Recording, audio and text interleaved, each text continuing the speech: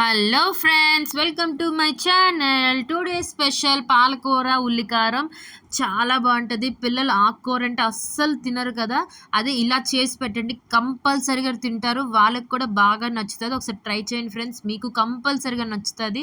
ముందుగా మిక్సీ జార్లోకి ఒక పాలకూర కట్టకి ఒక బిగ్ సైజ్ 1 ఆనియన్ వేసుకోవాలి. ఒక 5-6 గార్లిక్ పాట్స్, రుచికి తగినంత రెడ్ చిల్లీ ఫ్లేక్స్ వేసేసుకోవాలి.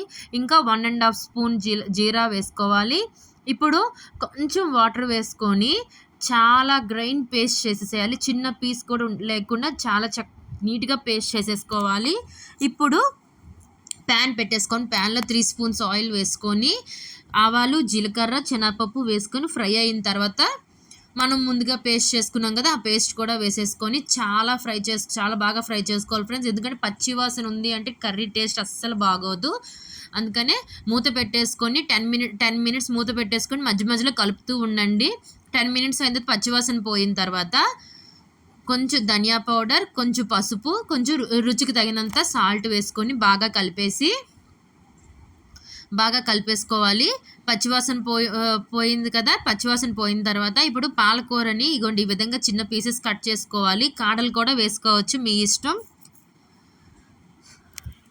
ఈ విధంగా కట్ చేసుకున్న తర్వాత పాలకూరను కూడా ఇందులో వేసేసుకొని బాగా కింద నుండి పైకి బాగా కలిపేసుకొని మీడియం ఫ్లేమ్లో మూత పెట్టేసుకొని ఒక 15 మినిట్స్ అలానే ఉంచేయండి. మధ్య మధ్యలో కలుపుతూ ఉండండి.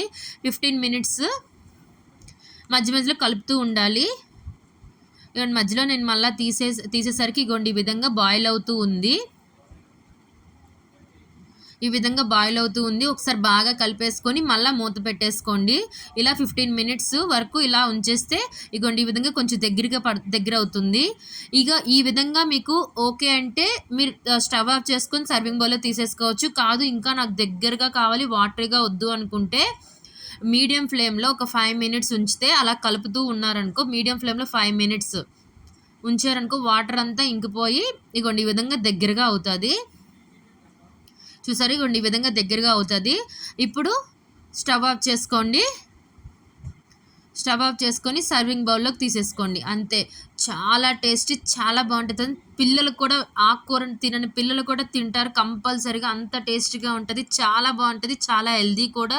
మీరు కంపల్సరీగా ట్రై చేయండి, మీకు నచ్చుతుందని అనుకుంటున్నా. ఒకసారి ట్రై చేయండి ఫ్రెండ్స్, మీకు నచ్చుతుంది. Thank you friends, thanks for watching my video. Thank you. Subscribe my channel, like my video. Thank you friends.